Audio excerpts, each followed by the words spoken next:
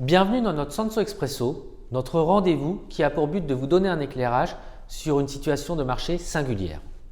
Aujourd'hui, nous allons nous focaliser sur la Chine à travers 3 axes: l'économie, la politique budgétaire et monétaire et les actions.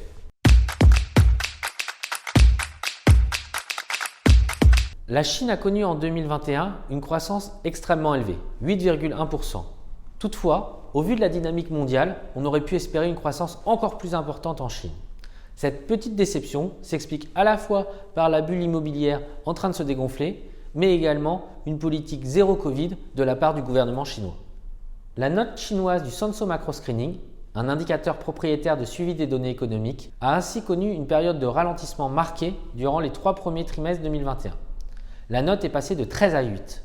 Sur la même période, la note des pays développés est toujours restée au-dessus de 10.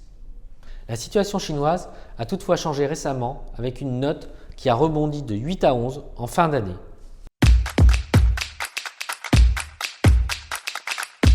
Sur le plan budgétaire, les autorités chinoises ont fait le choix en 2021 d'un soutien mesuré à l'économie. En 2022, alors que les autres grands pays réduiront leur soutien budgétaire, la Chine maintiendra sa dépense publique quasiment au même niveau.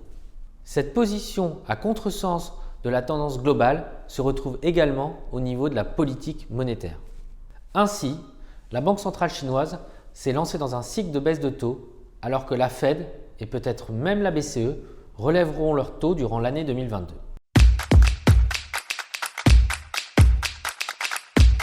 Cet environnement semble favorable aux actions chinoises, en particulier les actions cotées en Chine continentale.